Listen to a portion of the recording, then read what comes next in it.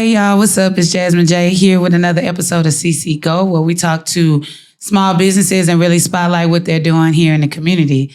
So today I have the pleasure of Miss Allison. So Allison, tell us who you are, what you do, and what brought you here today. Hey, my name is Allison Bates. I am the Executive Director of the Alice Collective for Mental Health and Community Engagement, but for short, we call it the Alice Collective. It's the Alice Collective with 2 L's. I am a social worker by day and night. Our nonprofit is focused on community building and mental health.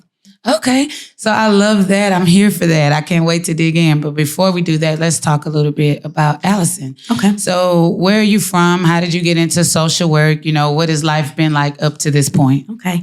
Well, I'm originally from Chattanooga, Tennessee. Go Titans. Okay. Even though we just lost Derrick Henry, our only good player. I got into social work. I was in the military for about 7 years. And when I was getting out, I was trying to figure out what I wanted to do. And I'm just thinking. And I know that I've always wanted to serve the community. And so that's how I got into social work.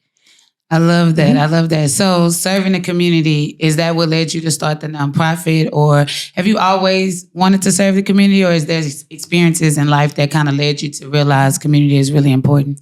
I've always wanted to be of service in some type of way, but I just remember in undergrad being away from home. And if it weren't for a few people, I probably would have crashed and burned. Sure. And so the older I got, the more I realized that, you know, I'm not the superwoman I thought I was. And I just really started to lean on community and be more trusting of the people around me. And so, you know, the older I got, I just started to realize community is very, very, very important. And then as a clinical social worker, I'm seeing that with my clients who may not necessarily have great supports. And so I'm seeing how even though you may be in therapy, you have to have that community with you. Yeah, I agree 100%. You know, the name of our network is Community Cultivation Network. So it's all about growing the community, finding your community, finding your circle, your support. But I learned about that through nonprofit work in the substance abuse and mental health field.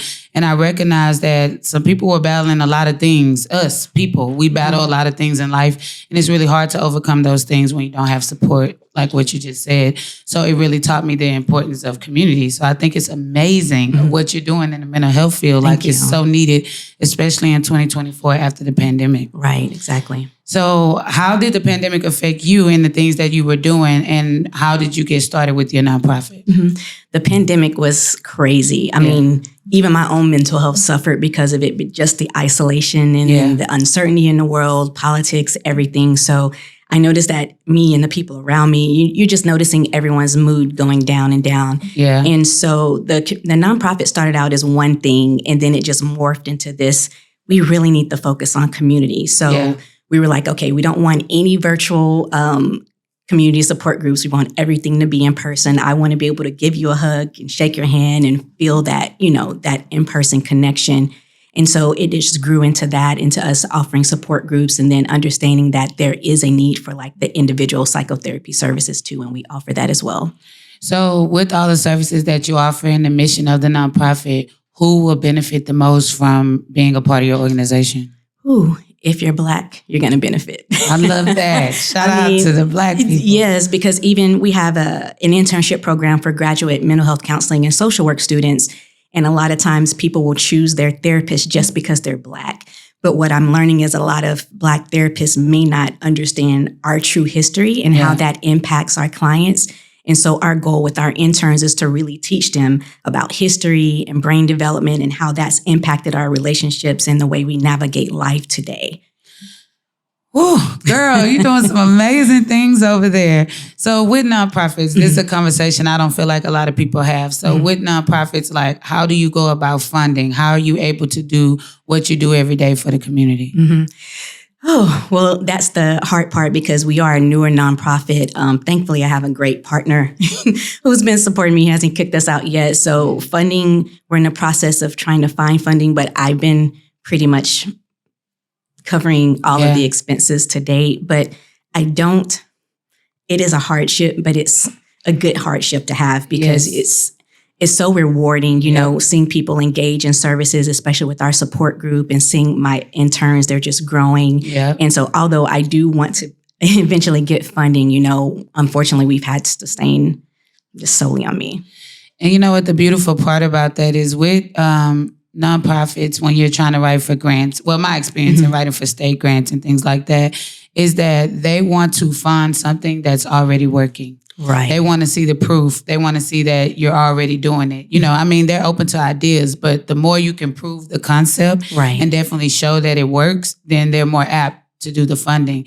So the fact that you are doing this because it's something that you love to do, you see the impact of it, and you know, ideally right now you're funding this, is still setting you up to receive those state funds that you well deserve, you know, to be able to do what you're doing every day. So shout out to you for that. Thank you. For sure. So what do you have coming up? So it's 2024. What's on the calendar for your nonprofit? Oh, so we do have a lot going on. I'm a dreamer, so I have these huge goals. So we have our Black men's support group every Saturday, every first and third Saturday of the month. It's called Breakfast and Brotherhood.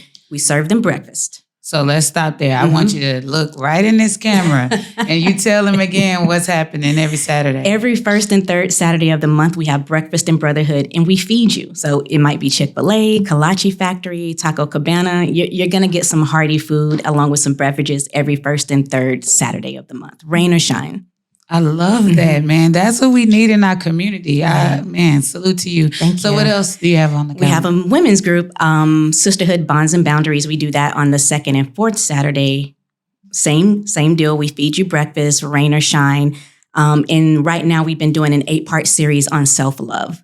So that's our women's group. And then we've kind of established a partnership with Bill and Derek's where we're doing cocktails and conversation, where we're bringing Black men and women together. It gets a little tense at times, but what we're trying to do is bridge this gap, you know, reestablish a sense of respect, a sense of community among Black men and women, not just dating, but just in general. Yes, which is something needed very much. And so our next one, we should be planning another one in the next few weeks. We just had one this past week. And then on April 4th is our biggest event, a social experience. And so that's going to combine mental health, therapeutic activities, dancing, interactive games. It's going to be great. So how do people get more information, or if someone is interested in these classes, do they have to sign up? Is there a website they can go to? How do they get connected? Yeah, so they can go to our website, www.thealice.org, and we have information on our mental health program, our community support groups, and you can sign up through there, or you can follow us on Eventbrite at The Alice Collective. Okay. And for other licensed social workers out there who are interested and want to volunteer and help you with this mission, how can they get in touch with you? Same thing? Same thing. You can go to our website or you can email us at community@thealice.org. All right. So before we wrap up this, I want to dive a little bit deeper into the big experience you said that's coming up on April 4th. So paint that picture for me. Oh my gosh, how do I paint this picture in my head? So it's going to start out, we're going to have Black-owned business vendors. Yes. So you'll be able to go, a big one we're going to have is History Grooming Company. So they have self-care grooming products for Black men, and then they have a unisex parfum, and it actually smells really, really, really good. Oh, I love that. We have Men Are Right with Jamar and Jarrett, and they are writing a men's mental health journal. We have U.S. Veterans Association there. We're going to have a ton of Black vendors. We're going to have gourmet appetizers from Two Stuffed Kitchen. We're going to have an open bar. So you come in, you're going to mingle, get to know other people and network. And then the main event begins. But we don't want to give out too many details because a lot of it is going to be interacting with the audience. And there's going to be some things that they don't expect. But my co-host is Terrence Wright. He's with the Salt and Pepper Gang. I don't know if people have seen them around town with their nice gray beards, but he's been super supportive of our organization. And so he's going to be co-hosting with us as well. Okay. So how do they get, is this something that's ticketed? Is this invitation only? How do they get information on it? Yeah. So it's ticketed. Our tickets right now are $50, but we're offering a 25% discount, and you can go on our website to get the promo code, and then you can register on Eventbrite or through our website. All righty. So y'all heard that. April the 4th. What time is the event? The event starts at 8. Doors open at 6. So you can visit the vendors between 6 and 8 p.m. And it's going to be at Garage HTX in the Heights. Hey, I love Garage HTX. That's a very nice venue. Yes. So y'all heard it. April 4th, 6 to 8 is The show starts at 8, but doors open at 6. Doors open at 6. You need to be there if you care about the community, because at the end of the day, what you're doing, what your organization stands for, is something this community really, really needs. So our people, we have to support. We have to start in our own community if we want to see change.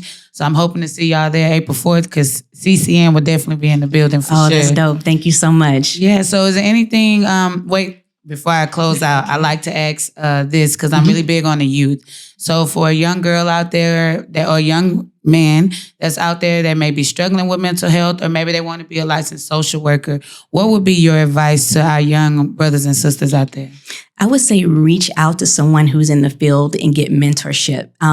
For me, I feel like you can get all the information you want online, but actually talking to a person who's in it and who's done it, I feel like that's the best source of information that you can have. Okay. And they're more than welcome to call us up, stop by the office. I love that. I love that. So last question, and we're going to wrap this up, which is a fun question. So what emoji do you feel like represents your brand and what you stand for? Oh my gosh. I'm going to say the black fist. I love it. Yes, for sure. The black fist.